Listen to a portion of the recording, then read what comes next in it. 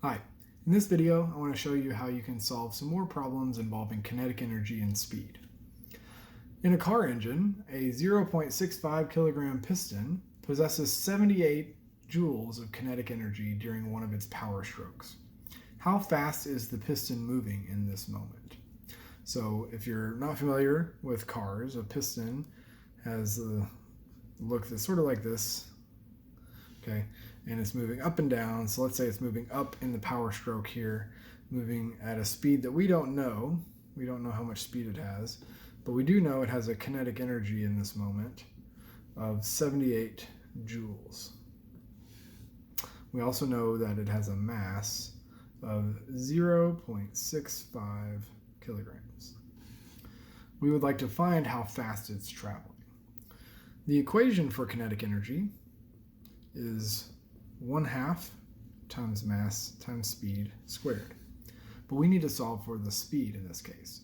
You could do this in a couple of ways. You could rearrange this equation so that you're solving for the speed before you even put any numbers in. I'm going to do in this video, I'm going to just put in and substitute in our measurements and then solve it that way.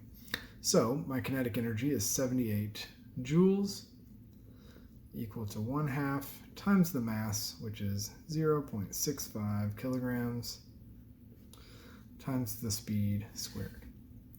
All right, so to solve for the speed squared, we need to isolate the speed. So I'm going to simplify this side on the right here, and then I'm going to isolate the speed by dividing it.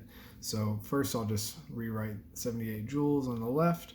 I'm going to take 0.65 and I'm going to multiply that by 1/2, and that'll give me 0.325 kilograms times the speed squared.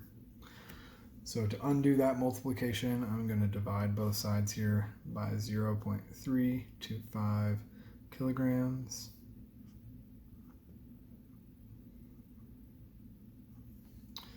Okay, and so 78 divided by 0.325 is 240.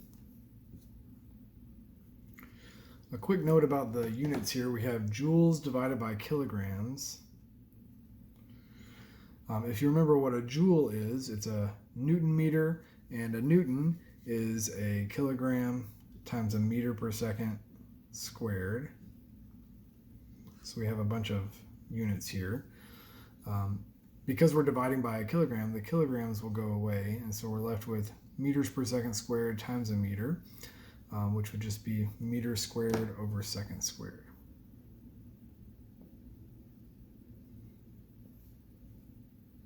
And that's equal to the speed squared. So this has gone away over here.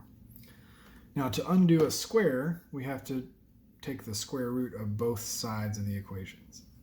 Now we save this part for last because when you take the square root of both sides, you have to take it of the entire side of the equation.